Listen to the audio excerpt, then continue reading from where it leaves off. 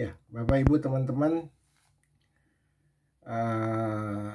pada kesempatan ini saya ingin mengajak kembali kita merenungkan tentang pengampunan. Pengampunan itu susah ya kalau orang yang sudah sakit hati, sulit untuk memberikan pengampunan kepada orang yang menyakiti hatinya. Ya, jadi di sini kita perlu belajar bagaimana caranya kita bisa mengampuni supaya kita tidak berdosa kepada Tuhan.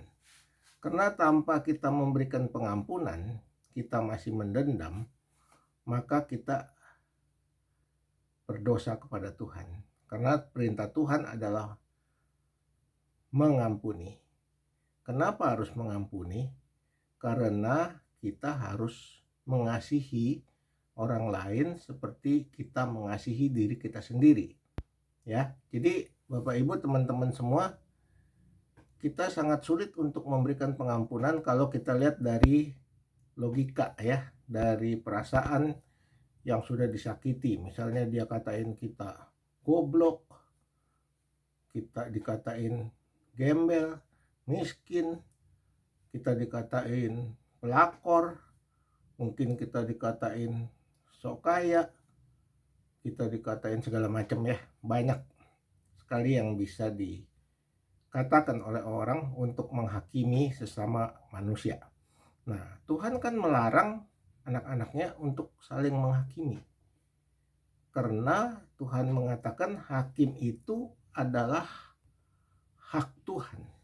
Tuhan yang berhak menghakimi, bukan kita yang berhak menghakimi. Ya. Nah, ini pelaksanaannya sangat sulit karena secara daging, secara logika, secara rasio, perasaan yang sudah disakiti sulit kita untuk mengampuni, karena kita lebih senang membalas. Kalau kita disakiti, kita ingin membalas, menyakiti lagi. Ya, tapi sekarang masalahnya kita bukan hidup dalam perjanjian lama, tapi kita hidup dalam perjanjian baru. Nah, dalam perjanjian baru kita adalah dasarnya kasih. Kalau dalam perjanjian lama, kita dasarnya adalah mata ganti mata, gigi ganti gigi, darah ganti darah, nyawa ganti nyawa.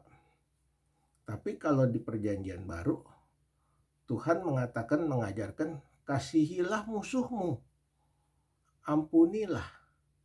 Ya, seperti Tuhan juga sudah mengampuni kita yang berdosa. Nah, ini intinya. Nah, bagaimana caranya bisa agar kita mampu melakukan?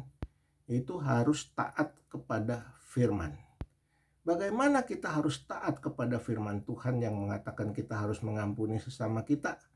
Kita harus taat pada firman dengan cara kita beriman. Dengan iman kita percaya kepada Tuhan secara mutlak. Kita taat kepada firman Tuhan dan perintah Tuhan. Baru bisa kita lakukan ketaatan itu kalau kita beriman kepada Tuhan. Kenapa demikian? Karena waktu kita beriman kepada Tuhan, kita percaya kepada Tuhan, kita percaya bahwa Tuhan adalah Tuhan yang maha pengasih dan penyayang, Tuhan yang maha pengampun, Tuhan yang maha kuasa, Tuhan yang menciptakan alam semesta, Tuhan yang menciptakan kita semua, dan Tuhan juga yang mengasihi kita. Kalau Tuhan saja sudah mengasihi kita melalui salib, disalib, mati untuk menebus dan membayar dosa kita. Ya, gunanya itu Tuhan mati untuk menebus dosa kita. Manusia zaman Adam Hawa sudah jatuh dalam dosa, dibohongin sama iblis, diberikan logika, ya, sehingga manusia yang ada sekarang selalu berdasarkan logika, tidak bisa berdasarkan iman.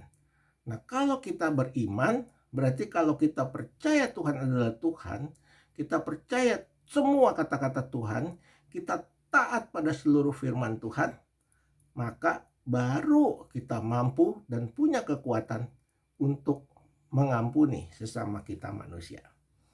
Karena itu Bapak Ibu teman-teman, mari kita belajar firman Tuhan. Tiap hari kita baca, kita renungkan, dan kita minta kekuatan dari Tuhan untuk kita bisa melakukan seluruh firman Tuhan.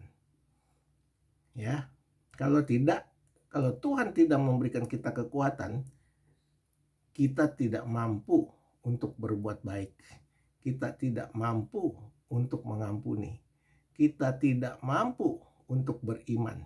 Kita tidak mampu untuk percaya kepada Tuhan. Tapi waktu Tuhan memberikan kita pencerahan melalui Roh Tuhan yang kudus, dan Tuhan mengatakan waktu Tuhan pergi, Tuhan ke surga, Tuhan akan mengirimkan pendamping, yaitu Roh Kudus.